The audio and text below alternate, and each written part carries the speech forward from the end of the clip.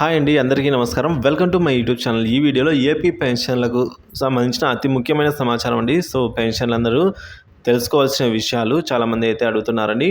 So video అయితే ఎక్కడ skip చేయకుండా ఎండ్ వరకు చూడడం ద్వారా ఇన్ఫర్మేషన్ పూర్తిగా అర్థమవుతుంది. వీడియో నచ్చినట్లయితే ఒక లైక్ చేయండి. ఇంకా సబ్స్క్రైబ్ అవ్వనట్లయితే మన ఛానల్ని సబ్స్క్రైబ్ చేసుకోవడం ద్వారా నేను చేసే ప్రతి ఒక్క అప్డేట్ న్యూస్, ప్రతి ఒక్క వీడియో కూడా మీ వరకు అయితే రీచ్ అవుతుంది. ఇక వివరాలు అయితే చూసుకుందాం. ఈ విధంగా ఉన్నాయండి. సర్వీస్ పెన్షనర్ తదుపరి వారి ఫ్యామిలీ అంటే భాగస్వామికి సర్వీస్ పెన్షనర్ పొందుతున్న పెన్షన్లో ఎంత శాతం ఫ్యామిలీ పెన్షనర్కు మంజూరు కాబడుతుంది అని అయితే అంటున్నారు.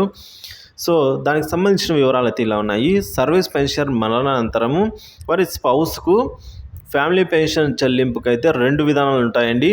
సో ఈ 2 విధానాల్లో ఒకటి ఎనాల్డ్ ఫ్యామిలీ పెన్షన్, అంటే వారు జీవించి ఉన్నప్పుడు 67 సంవత్సరాలు పూర్తి అయ్యే వరకు వారు పొందుతున్న లాస్ట్ పెన్షన్ ఎంతైతే ఉందో దాంట్లో సగం అమౌంట్ 50% ఫ్యామిలీ పెన్షన్ గాను, ఇంకా రెండో పద్ధతి అంటే ఆ తదనంతరం అంటే ఆ అవసరమైతే 50% కాకుండా 30% మాత్రమే నార్మల్గా, ఒకవేళ ఆయన అంటే జీవించి లేనట్లయితే 50% కాకుండా 30% మాత్రమే నార్మల్ పెన్షన్గా అయితే చెల్లింపులు చేస్తారండి.